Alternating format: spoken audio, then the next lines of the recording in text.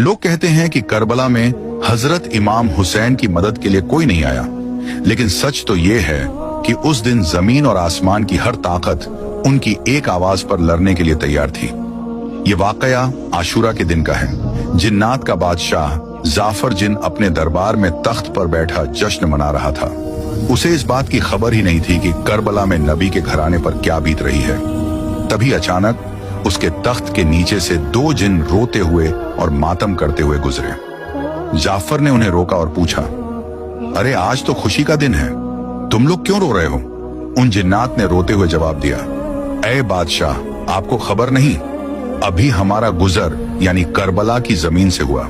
वहां हमने देखा कि रसूल अल्लाह के प्यारे नवासे हुसैन इब्ने अली खून में लथपथ हैं। उन पर तीरों की बारिश हो रही है और वो सजदे में हैं। ये सुनते ही जाफर जिन के पैरों तले से जमीन खिसक गई। उसने फौरन जश्न को रोका, सर से ताज उतार फेंका और जंगी लिबास पहन लिया। उसने अपनी तलवार निकाली और जिन्नात के एक बड़े लश्कर को लेकर हवा से भी तेज रफ्तार में करबला की तरफ दौड़ा। जाफर कहता है, जब मैं करबला की फिजाओं में पहुंचा तो मैंने एक अजीब मंजर देखा। वहां सिर्फ यजीदी फौज नहीं थी, बल्कि आसमान से लेकर जमीन तक फरिश्ते, अंबिया और जिन्नात की कतारें खड़ी थीं।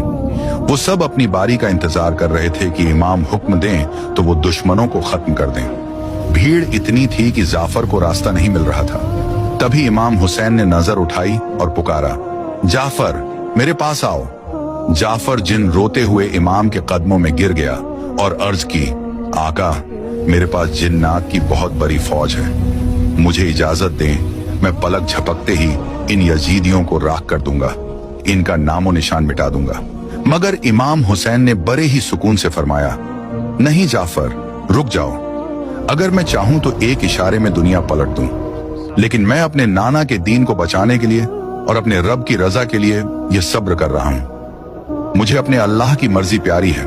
तो दोस्तों, याद रखना, करबला में इमाम हुसैन बेबस नहीं थे। कायनात की हर ताकत उनके हाथ में थी, लेकिन उन्होंने तलवार नहीं उठाई ताकि इस्लाम जिंदा रहे। करबला का यह मंजर बताता है कि जीत हथियार की नहीं